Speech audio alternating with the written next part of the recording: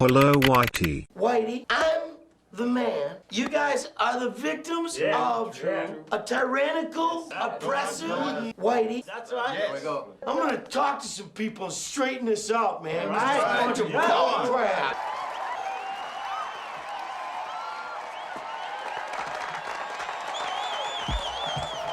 God, what is this? Power to the people! Kill Whitey!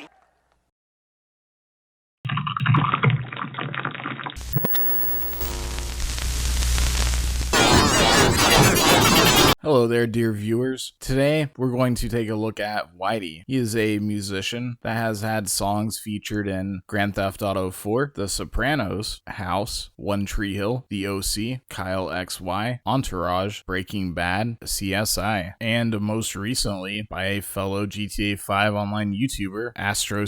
And today, we are mainly going to take a look at his Kickstarter campaign.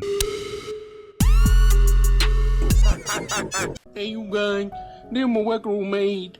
All these simps always talking shit, yada yada yada. On December 13th, 2012, Whitey started his first ever Kickstarter campaign, the Whitey Bare Bones Project. New LP, full tour, box set. Whitey at this point had been an independent artist for some time, which meant he was his own boss and had creative freedom to do whatever he wanted. However, without the financial backing of a large record label, it meant he could distribute songs online, but didn't have the money to produce hard copies of his music in the form of CDs or vinyls, or go on tour. He started the Kickstarter campaign to be able to fund the ventures he couldn't afford on his own. The Bare Bones album was supposed to be a set of 13 songs that Whitey described as raw and more live, urgent and personal than any of his previous albums. He wanted to be able to hold this album in his hands and wanted his supporters to as well. Whitey said Kickstarter was a chance to break the cycle. All you had to do was pre-order the album and he would manufacture it, rehearse it, and go on tour. As simple as that, or so he thought. The plan was for Whitey to rehearse the album in 2013 and go on tour. His first shows were already booked for Switzerland at the end of March 2013.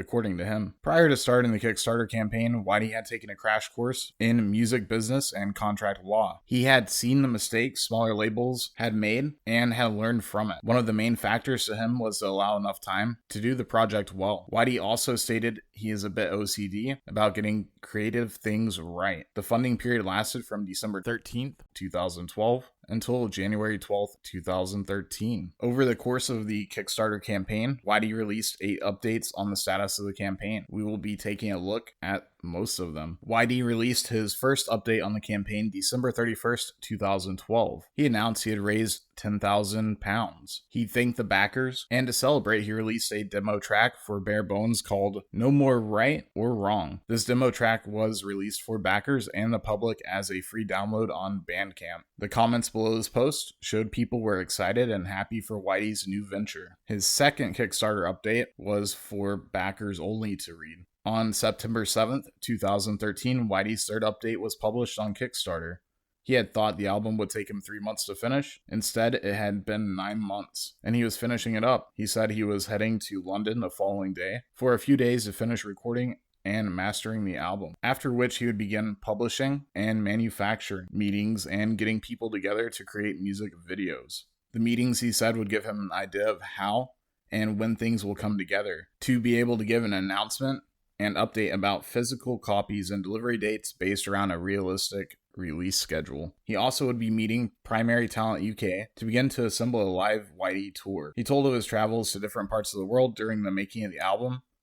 He thanked people for their patience during the process. November 2013, Whitey called out Betty TV UK for wanting to use his music without payment and decided to take a stand for independent artists. It ended up getting a lot of attention. Even some news organizations covered the letter. Betty TV UK released a statement saying it was all a misunderstanding, to which Whitey responded, "It's just one con after another," which, ironically, is what a lot of people would end up referring to his Kickstarter as. On November 19th, 2013, Whitey announced on his Facebook the album was completed. Whitey made another Facebook post December 22nd, 2013, announcing his decision to open limited edition vinyl box sets pre-orders that were originally £150, and CD box sets again by inboxing him on Kickstarter, and he would send you instructions and a link for payment. And he was offering these at a 10% discount. During the original Kickstarter campaign, there were 49 out of 100 limited edition vinyl box sets pre-ordered. By December 31st, with the new pre-orders, he had sold 51 more at £135 a piece this time, raising the total money raised for the album from £21,148 to £28,033, or $36,578 USD in 2013. And that's not including if he sold more CD box sets as well. On February 27th, 2014, Whitey's fourth Kickstarter campaign update was posted 6 months after his third, and only 2 months after his final Facebook post about taking more orders. In this post, he tells us the straight facts, as he puts it. He said he has been in long-term negotiations with a classic worldwide label to step in and help him release the album properly, instead of mailing out 500 Kickstarter albums. He wanted his blood, sweat, and tears to be worth more. He said until negotiations are concluded, he could not release a teaser or clarify a release schedule for the album. The whole point of Kickstarter was for him to flourish as an independent artist. However, he decided that the money and backing of a major label would benefit him. It had been 1 year and 2 months since the funding for the project had officially ended on Kickstarter, and no one had received anything to show for it yet. The comments under the update posts can only be left by backers of the campaign. Up until this point, people had been patient, and that patience was wearing thin, judging by the comments under this one. 1 year and 10 months into the Kickstarter campaign, he released his fifth update. Whitey let the Kickstarter backers know that he's finally almost done, and only 2 people have been rude or aggressive towards him. He says just 2 refund demands from all of the Kickstarter campaign, which leads me to think that he's referring to the 2 people that asked for a refund as being rude or aggressive people. However, Whitey, it is October 18th, 2014, when you wrote this update. The original album was supposed to be done and shipped in 2013, as well as a whole tour that you had booked already in March of 2013 in Switzerland as a start. It's not entirely unwarranted if some people were a bit off-put at this point in the campaign. Whitey said the most simple way to explain the extra delay was due to him not being satisfied with the first album when he finished it. He went on to say that he's never released music he's not 100% behind, no matter what the pressures are. Now, we could speculate all day whether it's right or wrong. However, if you do go to the main page of his Kickstarter and scroll all the way to the bottom, you will find a section where he states he's a little bit OCD on getting creative things right, which does fall in line with the statement he made on it. The comments under this were generally upbeat and good. Whitey left a comment under it saying, "Thanks chaps, I've been reflecting upon my update, and I've decided today that releasing a sessions or demo album at Christmas is a good idea. This is a definite, and it will be free to all Kickstarter backers, right? Next stage, last vocals and mixdown, video 1, contracts announced, schedule." Then along came in Ian Gregory. "Having suffered a year of depression, that news couldn't have come at a better time. I can't wait. My birthday is exactly a week before Christmas. Can I have my copy a week early?" To which Whitey actually replied, "Ian, yes you can. What's the date? But put that shit on the internet and I'll send my flying monkeys to rip your stuffing out." Well, that was an incredibly wholesome conversation between Whitey and Gregory. Finally, at least Whitey decided to do something for his Kickstarter backers. Oh, wait. A year after that wholesome conversation took place between Whitey and Gregory, Gregory left a new comment. "Any chance of releasing a couple of the tracks you promised at Christmas?" To which Whitey responded, oh, he didn't respond. Poor Gregory. On March 31st, 2015, Whitey released a new update to the Kickstarter campaign with a very celebratory title, "Victory at Last." He starts straight away by telling us the last 2 years have been a mental assault upon him, and he took Kickstarter on at the wrong time, while still recovering from a savage emotional shock, and it took 2 years to get his life back together and to get the album right. Whitey goes on to tell us, recording an album over and over again and just being alive for the 2 years had decimated the original funds from Kickstarter backers. However, he had signed a 2-year deal with Mazda for a key track from the new album, and the funds from this deal could make many Kickstarters. He also stated he could totally fund, equip, and rehearse a new live show, which he will begin rehearsing for in May of 2015. Whitey also stated, "This is all now 100% guaranteed, and he could fund it all himself. It had been a long road, but Whitey was finally going to make the Kickstarters whole after 3 years and 3 months of waiting. He said most of the Kickstarter backers had stuck with him, and to those that were angered by the delay, he offered a genuine apology, but without personal guilt, as he struggled so hard during this time. Most of the Kickstarter backers seemed pleasantly pleased with the news. Dana Nordon said, "Hell yes, this is beautiful news. I'm not talking about the Kickstarter's portion, although that's great, but all of it, the whole shebang. I'm so damn happy for you sitting here. Huge grin. Can't wait to see you stateside." I guess there were no complaints at this point in time. Wait, what's this? Dana commented again under it after 3 years. So much for that victory, eh? You may have guessed it. He did not stick by his word yet again. Instead, Whitey vanished for a whole 5 years and 2 months after this Kickstarter update. And even though the people on Kickstarter wouldn't hear from Whitey again until 2020, in March 2015, Whitey released a new album called 7. It was a mini album consisting of 7 songs, crossing and blending 7 multiple genres, totally unrelated to the Kickstarter campaign. After an extremely long hiatus from delivering updates on his Kickstarter campaign, Whitey shows up seemingly out of nowhere with a new update, a new promise, and a shiny new website. Update number 7 on May 29th, 2020 was titled "A Message from the Bunker." He announced all pledges will be fulfilled sometime after June 26th.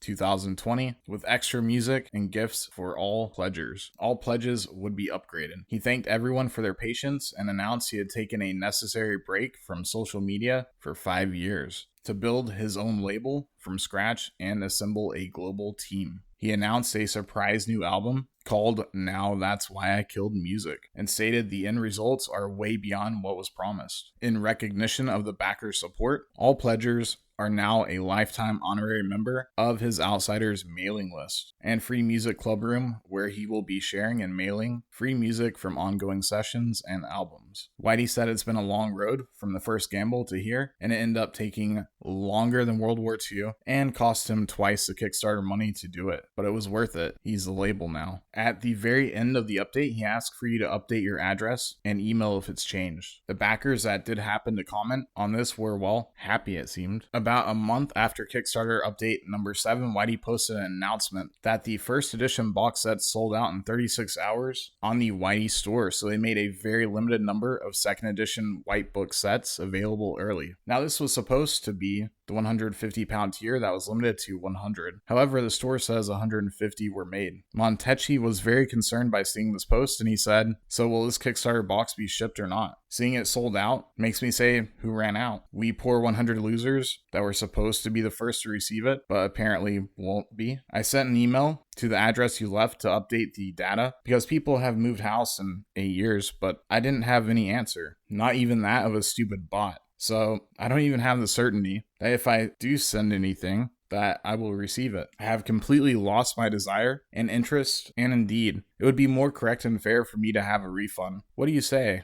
After years of hope, it is now over. To which Whitey replied, "Please note all Kickstarter backer boxes were reserved and placed aside before the remainder were placed on sale. No boxes sold through the Whitey shop will be shipped until after Music Glue fulfills the pledger's orders. We suggest you check May's Kickstarter update posted 2 weeks ago before the product was placed on sale. That update included your shipping date and full details. Meanwhile, no label are working carefully through hundreds of messages and keeping it personal by not using a bot. And that takes time. Please check your inbox and junk carefully over the next 7 days for confirmation.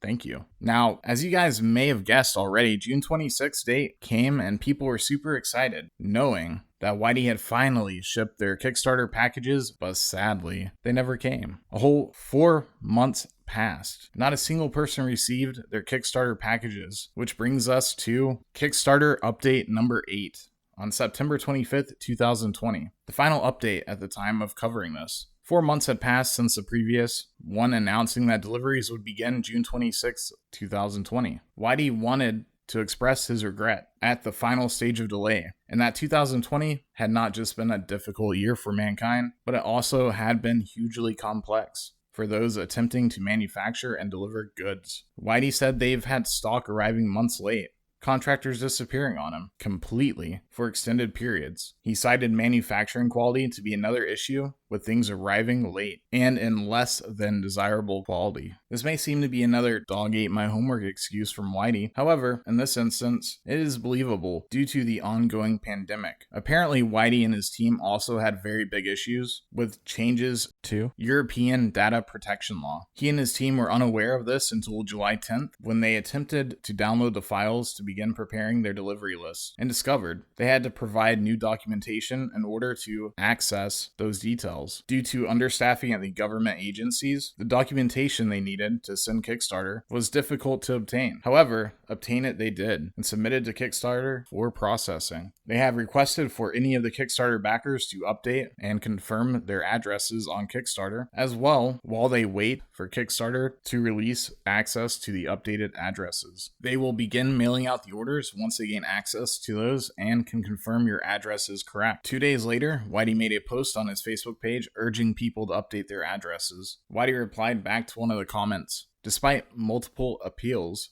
we've had a really tough time getting more than a handful of people to confirm addresses, and the European data protection law changes meant we were temporarily unable to access the amended Kickstarter list. Obviously, we can't just mail out thousands and thousands of pounds worth of stock out to out-of-date addresses. We've got to be sure people will get their sets. It's been a headache. Nearly there now." Now you may say, well, he's made promises before about deliveries and hasn't. Maybe this is another one of those broken promises. Well, I do feel like even though basically no one has covered Whitey's disaster of an attempt at Kickstarter, he probably at least knows in the back of his head he let his fans down. He let himself down, and he let his credibility down. From what I can tell, absolutely no one has covered this, and maybe if they had, he would have been a bit better about making sure he kept to his word that was made over and over and broken over and over without accountability and without guilt. Maybe he could have swept a 7+ year ordeal under the table and never made good on it because, well, no one seemed to care enough to cover the disaster this has been. However, he's back now, and hopefully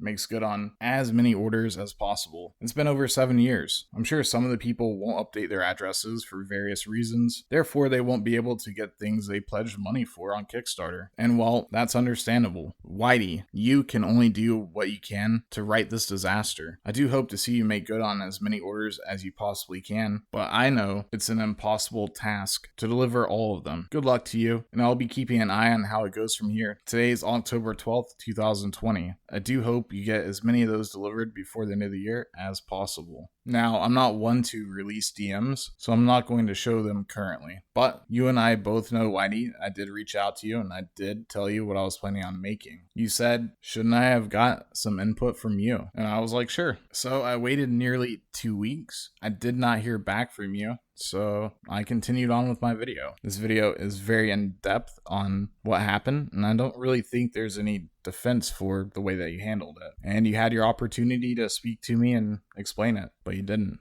On July 17th, 2020, Astro released a video titled Meet the Pilots of GTA Online. In this video, he praises Whitey, shows us a heartfelt letter he wrote to Whitey. Simp!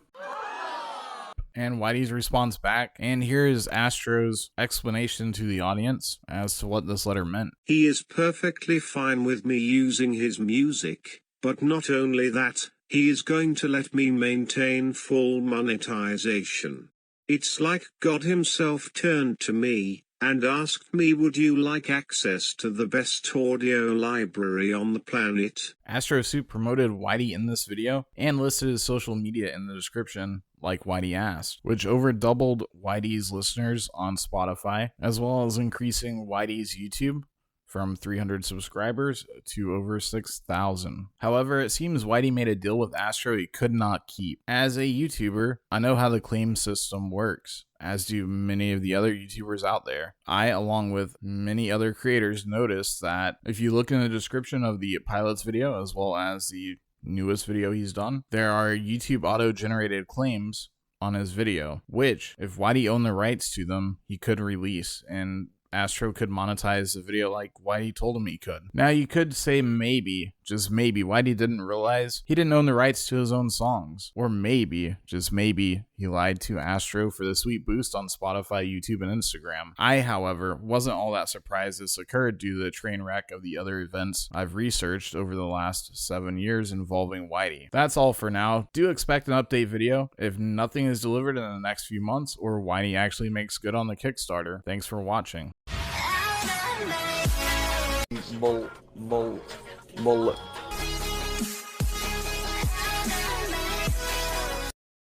There's 1 centimeter.